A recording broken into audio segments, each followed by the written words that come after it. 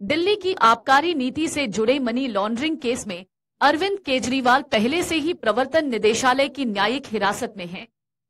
इस बीच अरविंद केजरीवाल की मुश्किलें बढ़ाते हुए सीबीआई ने केजरीवाल को कथित आबकारी घोटाले से जुड़े भ्रष्टाचार के एक अन्य मामले में बुधवार को गिरफ्तार कर लिया।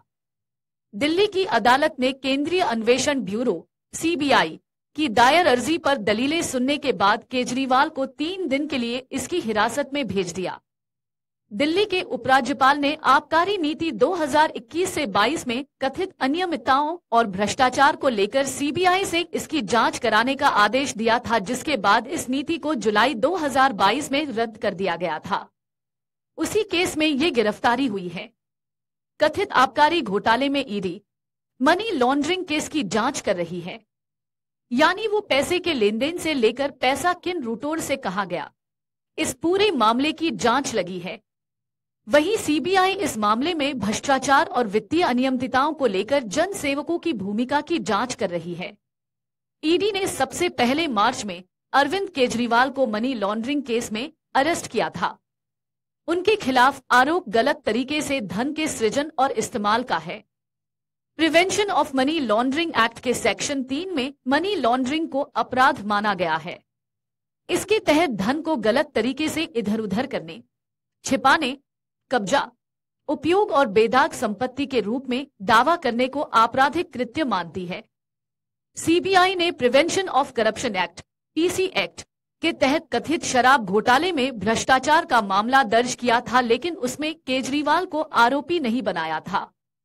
इसी अप्रैल में सीबीआई ने केजरीवाल को पूछताछ के लिए बुलाया था, लेकिन उस वक्त केजरीवाल के वकीलों ने ये तर्क दिया था कि वो इस केस में महज गवाह हैं, आरोपी नहीं।